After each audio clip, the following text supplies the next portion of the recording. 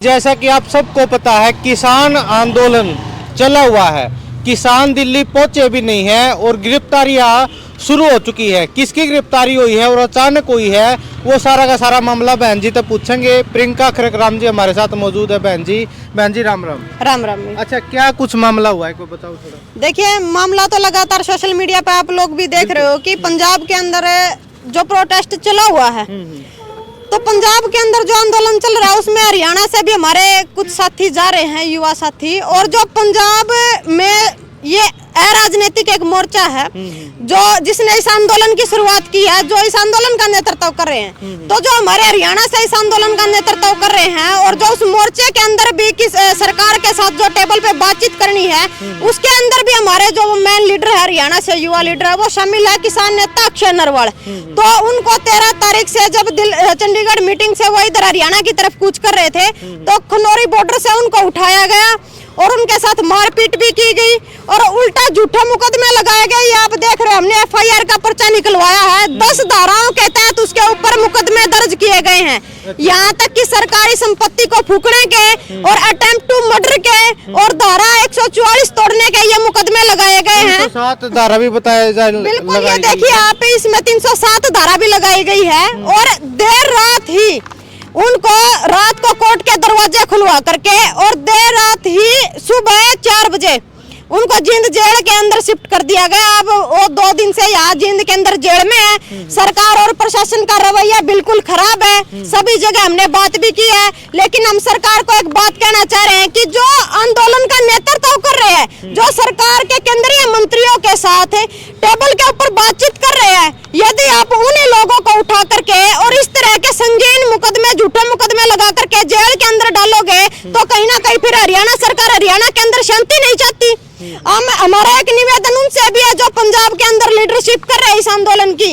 भाई, आपकी लीडरशिप से जब हरियाणा के किसी एक साथी को उठा करके जेल के अंदर डाल दिया गया और अभी तक लीडरशिप की कोई प्रतिक्रिया नहीं आई है, तो एक तो सुझाव और विचार और निवेदन उन लोगों के लिए भी है कि लीडरशिप में से जब पूरी माला में से एक मोती को उठा करके जेलों के अंदर डाला जा रहा है और किसान नेता बिल्कुल चुप है, कल को किसी दूसरे नेता का नंबर आएगा, फिर किसी तीसरे नेता का नंबर आएगा। एक तो बात यह है, हरियाणा सरकार हरियाणा में शांति बनाए रखने दे। जब हमारे पंजाब के किसान साथी हरियाणा के लिए गुहार लगाएंगे, तो हरियाणा के किसानों की भावना बिल्कुल पंजाब के किसानों के साथ है। अच्छा, इसमें हरियाणा भी साथ है क्या? बहुत सारे लोग तो ये कह रहे भाई पंजाब के किसान, हरियाणा के किसान इसमें शामिल नहीं है। नहीं, हरियाणा के किसान उन भाइयों के साथ बिल्कुल साथ है। जब वो वहाँ से बॉर्डर तोड़ के और हरियाणा को एक आह्वान करेंगे, तो हरियाणा के सारे संगठन बिल्कुल निश्चित तौर पर उनके साथ खड़े होंगे। लेकिन बिना किसी वजह के, बिना किसी गलती के यदि हरियाणा के युवाओं को इस तरह की संगीन धाराओं में और उनके भविष्य के ऊपर प्रहार करने का हरियाणा सरकार काम करेगी, तो ये बात हरियाणा का किसान किसी कीमत पे सहन नहीं करेगा। और भाई, इस तरह के मामले में अब तक तो सरकार का रवैया बिल्कुल खराब है। कोई प्रतिक्रिया सरकार ने भी नहीं दी है इस मामले में। तो हमारा एक कहना है, सरकार के पास बिल्कुल कम समय है, या तो इस मामला पर संज्ञान लेकर हमारे साथियों को बिना किसी शर्त के रिहा किया जाए। और हम ये नहीं कहते कि निर्दोष लोगों को आप सजा दीजिए, दोषियों को आप बाहर निकालिए। जो दोषी है उनको बिल्कुल सजा दे, लेकिन जो निर्दोष लोग इसके अंदर शामिल किए गए हैं, झूठे मुकदमे लगाए, उनको बाहर निकालिए। वरना हरियाणा के अंदर गाँव सतर पे बैठ के भी हो रही है और हमारी भी अलग अलग टीम जाकर के गांव के अंदर बातचीत चल रही है। फिर हरियाणा में आंदोलन की चिंगारी खड़ी होगी, फिर हरियाणा सरकार को यह बात भारी पड़ेगी। बिल्कुल बिल्कुल।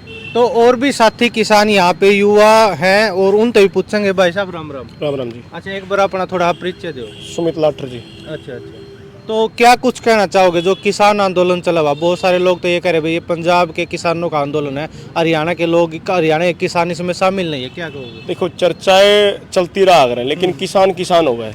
MSP केवल पंजाब को नहीं मिलेगी। जब कानून बनेगा तो हरियाणा किसान नहीं मिलेगी, बिहार के नहीं मिलेगी, उड़ीसा के नहीं मिलेगी। चर्चा चलाने का मतलब कि है दो फाड़ करना और रोड़ा विचारधारा का हुआ है। अब अक्षय नरवाल को एक व्यक्ति नहीं था, एक विचारधारा थी।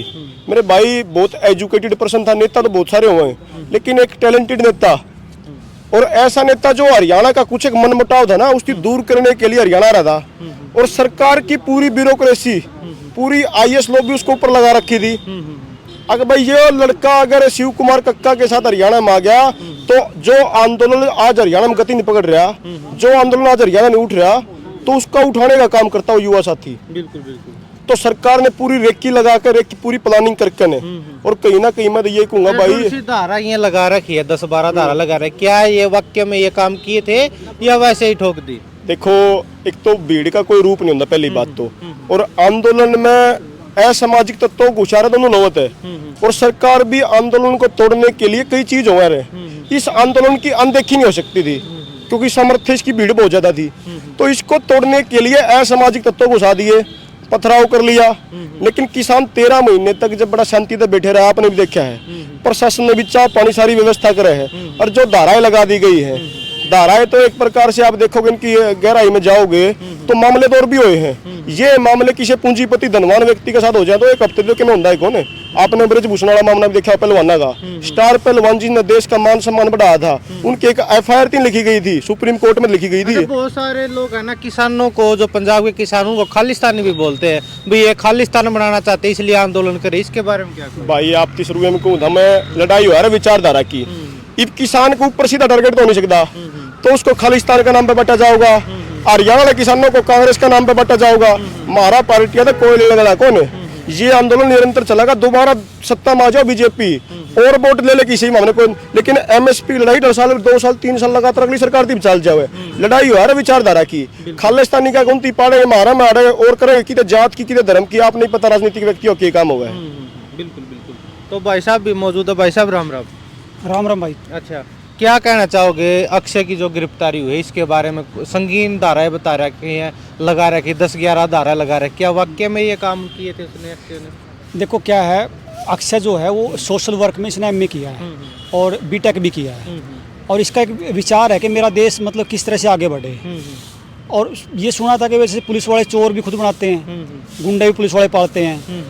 अब सरकार ने क्या किया कि मतलब इस पे जो सबसे जो दुख जिस बात का कि इसको बताया कि ये जो ना खालिस्तान के नारे लगा रहा था, बल्कि इसकी जो विचारधारा है वो इस तरह की है कि मेरा देश मतलब किस तरह मतलब एक कैसे मतलब दूसरे जो पाकिस्तान मेरे देश से अलग हुआ है, बांग्लादेश मेरे ये कब मेरे देश में वापस आए, यहाँ तक की सोच का ही आदमी है। जब ये साथी कल जेल से बाहर निकलेगा और जब इसका जो ठप्पा लगाया कि इसने खालिस्तान के नारे लगाए हैं, तो इसी तरह तो फिर मतलब आदमी कहाँ जाएगा। मतलब इसका जो पूरा जो भविष्य है उसको जो चौपट करने का काम सरकार जो प्रयास कर रही है, लेकिन सरकार बड़ी गलतफहमी में है। अब जो है, पहले तो क्या था, मीडिया पूरा कंट्रोल था। अब आप जैसे जो साथी हैं वो दोनों पक्ष दिखाते हैं, पहले दोनों पक्ष दिखाए नहीं जाते थे। तो इसके गाँव में गुहांड में आज तक इस साथी ने 10 साल जीवन का 25 साल की उम्र में 10 साल समाज को दे दिया। अब से पहले एक भी 751 का मुकदमा इस पर दर्ज नहीं है। तो मतलब जो ये साथी है इस पे इस तरह के आरोप लगाना। और देखिए दूसरी बड़ी बात, 10,000 की पुलिस फोर्स वहाँ पे है, 200 किसान वहाँ पे है नहीं। आप ये कह रहे हो कि 200 किसानों ने पुलिस को मारने का प्रयास किया, कितनी हास्यास्पद, इससे बड़ा कोई मजाक हो सकता है? तो जो सारे के सारे ठीक है, आज पुलिस जो है वो लिखना है, पुलिस की कलम चलती है, आज पुलिस लिख सकती है। लेकिन मैं निवेदन करना चाहता हूँ सरकार से कि अभी तक जो हमारी सहमति थी वो मूक सहमति थी इस आंदोलन के प्रति। हम चाहते थे MSP मिले, कुछ किसान संगठनों ने कॉल दी हुई है जिसमें सारे संगठन शामिल नहीं थे, ये भी सत्य है। लेकिन सरकार ये चाहती है कि इसमें सारे संगठन शामिल हों, क्योंकि सरकार को ऐसा लगता है कि ये जो आंदोलन जितना उठेगा सरकार का वोटों का ध्रुवीकरण होगा, क्योंकि जैसे हरियाणा में उठेगा तो सरकार इसको जाट नॉन जाट बनाने का प्रयास करेगी और पंजाब के जो किसान हैं उसको खालिस्तान बताने का प्रयास करेगी। अच्छा भाई साहब, एक छोटी ही मैं आपकी बात रोकूंगा। जब किसान, पंजाब के किसान हरियाणा आते हैं, दिल्ली जाते हैं आंदोलन कर, तब तो भाईचारा बनाते हैं, और जब पानी की बात आती है, हरियाणा का जो हक की बात है, SYL का जो पानी है, तब वो भाईचारा नहीं दिखता क्या पंजाब? आपकी बात बिल्कुल बहुत बढ़िया बात आपने कही है। देखिए, बंटवारा जब होता है, जब साधन हो, बिल्कुल मेरा और आपस का बंटवारा जब होगा, जब अपने पास कोई चीज होगी, चीज का बंटवारा होता है। ये एक चुनावी मुद्दा है। अब मुझे एक बताइए, मेरा बड़ा भाई पंजाब है, अब मैं ये भी तो नहीं कहूंगा ना उसको भाई तू मतलब उसकी फसल में पानी जाता है, मैं ये तो नहीं कहूंगा ना भाई तू तेरी सुखा ले, मेरे में दे दे। सुप्रीम कोर्ट के आदेश बता रहे भाई, आदेश आ चुके हैं सुप्रीम कोर्ट का आदेश, तो ये भी कि आप MSP दे दो किसानों को। मैं ये कह रहा हूँ कि सरकार चाहे तो जो पाकिस्तान में पानी जा रहा है, रातों रात आप नहर निकाल कर हरियाणा को पानी दे दो, क्योंकि ये मुद्दा बहुत सारी पार्टियों को मुद्दा भाता है, इसलिए इस मुद्दे की लड़ाई है, पानी लड़ाई नहीं है। और बहुत सारे लोग तो ये भी कह रहे हैं, ये वही लोग हैं जो बीजेपी विरोधी लोग हैं, जितने भी ये किसान है, किसान संगठन है, बोल रहे हैं। मैं नहीं कह रहा, बहुत सारे लोग कह रहे हैं। आपकी बात बहुत अच्छी है। मैं जब उचाना में हमने स्वामीनाथन के आयोग को धरना लगाया था ना, ये धनखड़ आया था कपड़े निकाल के बीजेपी वाला कि मैं MSP दूंगा स्वामीनाथन पे, ठीक है। जब हम बीजेपी वाले थे अब बीजेपी आ गई, हम कांग्रेस वाले हैं, कल को जब कांग्रेस आ गई और हम लड़ेंगे तो बीजेपी वाले हमारे साथ होंगे, तब हमारे बीजेपी पर ठप्पा लगाया जाएगा। ये दुर्भाग्य है और चलता रहेगा। बिल्कुल बिल्कुल, मतलब किसानों के साथ हर प्रकार से जुल्म होते रहे हैं। उसको विपक्षी पार्टी पे उसका थप्पा लगेगा ही लगेगा कि उसका क्योंकि चूंकि किसान राजनीति में भोला है, जा नहीं सकता, जाता तो कुचल दिया जाता है, तो बेचारा कहीं न कहीं विपक्षी पार्टियों पे ही उसका आरोप प्रत्यारोप में रह जाता है। अच्छा, अब आप लोगों का क्या कुछ एक्शन होने वाला है? जो अक्षय की गिरफ्तारी होगी है, क्या लग रहा है, मिल के आए हो क्या कुछ? अक्षय के साथ साथ कम से कम भी 30-40 युवा साथी ऐसे हैं जिसका मोटरसाइकिल जब्त है, ट्रैक्टर जब्त है, गाड़ियां तोड़ दी गई हैं और रातों रात उनको जेल भेज दिया गया है। बहुत सारे घर वालों को तो अभी तक नहीं पता उनका बच्चा है कहाँ पे, जिसने बेचारा कभी कोई किसी को चिड़िया को भी नहीं मार के देखा था। तो इन जो युवाओं का भविष्य है ये हम बर्बाद नहीं होने देंगे, ये तो श्योर है। और सरकार भी इस गलतफहमी से बाहर आ जाए कि इस तरह आंदोलन कुचले जा करते हैं। हरियाणा की पृष्ठभूमि है, जितना आप कुचलोगे उतना उग्र रूप लेगी। अगर आप हरियाणा को शांति से जीना चाहते हो तो तुरंत रिहाई कर दीजिए। आपके पास, मैं अगर आपके माध्यम से स्पष्ट करूँ ना प्रशासन को, चंद घंटों का समय है, बैठकों का दौर जारी है, गांव में लगातार बैठकें जारी हैं, आपके पास मुश्किल से 12-13 घंटे हैं, नहीं तो फिर आप वही 2 साल वाली जो बात दोहराई जाएगी उसके लिए आप अपनी तैयारी करिए। अच्छा भाई साहब, एक और बात बता के जाओ, जो है अभी आंदोलन चला हुआ है, किसान पंजाब में है, इस साइड नहीं है, क्या जब वो इस साइड आएंगे हरियाणा उनके साथ लगेगा? हरियाणा ही साइड लेके आएगा। मैं जो बात नहीं कहना चाहता, लेकिन मैं आपको फिर भी बता दूं, ये जो कॉल थी कुछ किसान संगठनों की थी, सबकी नहीं थी, सबको फेवर में नहीं लिया गया। मैं ये भी कहता हूँ आपके, मैं इसमें भी कतई दो राय नहीं है कि जिन्होंने इस कॉल को दिया वो हरियाणा वाले भी जाके पंजाब में छुप के बैठे, क्योंकि वहाँ पे सरकार जो बीजेपी की नहीं है। ठीक है, हरियाणा वाले अब जाएं तो जाएं कहाँ पे? आज हरियाणा किसान शामिल होना चाहता है, लेकिन उनको ये समझ नहीं आ रहा जाए कहाँ पे, क्योंकि जो लीडरशिप थी वो कमजोर लीडरशिप थी। अगर सबको फेवर में लेके इस आंदोलन का आगाज होता, प्रशासन की हिम्मत नहीं थी। प्रशासन ये कह रहा है लाठी नहीं मारनी, खोद मारनी है। औकात थी क्या प्रशासन की खोद मारने किसान की? 13 साल आंदोलन चला, कोई लाठी लगा के दिखता? लेकिन कुछ हमारे नेतृत्व में कमी की वजह से इसका जो खामियाजा वो किसान कौम भुगत रही है। लेकिन अब मतलब एक धैर्य की परीक्षा खत्म होगी, धैर्य टूट चुका है। अपनी माँ को जमीन को खोद मार रहा है, वो किसान को खुद नहीं मारा, वो आने वाले बच्चों की पेट पिलात मार रहा है, क्योंकि जो उसके बच्चों को भोजन मिलना वो भी किसान के माध्यम से मिलना है। लेकिन चूंकि ये गुलामी है, आज जो सत्ताओं की गुलामी कर रहे हैं, ये अंग्रेजों के समय से गुलामी चल रही है, वो अपने बच्चों की पेट पिलात मारने के लिए तैयार है। वो टोटली गुलाम व्यवस्था चल रही है। किसान ही एक ऐसा तबका है जो गुलाम नहीं है, अगर आज मैं कहूँ तो। अच्छा, बहुत सारे लोगों को ये नहीं पता भाई, उनको ये पता भाई पहले आंदोलन हुआ था, किसान आंदोलन, उसमें सरकार ने उनकी सारी मांगे मान ली थी। अभी दोबारा से क्यों आंदोलन हो रहा है, क्या बकाया रह गया? वो 3 कानून लेके आए थे जो बहुत खतरनाक थे। उस समय सिर्फ वो 3 काले कानून ही वापस लिए थे। दूसरी जो मांग थी वो थी एमएसपी की। एमएसपी की एक लाइन में अगर मैं आपको समझाऊं तो सरकार कह रही है कि हम एमएसपी दे रहे हैं, हम मानते भी हैं कि सरकार एमएसपी दे रही है। एमएसपी का क्या मतलब होता है? मिनिमम सपोर्ट प्राइस के मान ले मैंने कोई उत्पादन बनाया, उसका मिनिमम कितना रुपया होगा वो उसका एमएसपी है। हालांकि जो दुनिया जो सामान बेचती है तो वो मैक्सिमम पे बेचती है, लेकिन हम मिनिमम मांग रहे हैं। सरकार भी कह रही है कि हम आपको मिनिमम दे रहे हैं। हम ये कह रहे हैं कि होता कल की आपको सरकार न रहे, आप इसको लिख के दे दो, गारंटी कानून बना दो इसका। वो कह रहे जी कानून नहीं बनाएंगे, तो इसमें खोट हुआ कि नहीं हुआ? हम ये कह रहे हैं कि आप जो दे रहे हो उसको लिख के दे दो ताकि कोई सरकार उसको बंद ना कर पाए।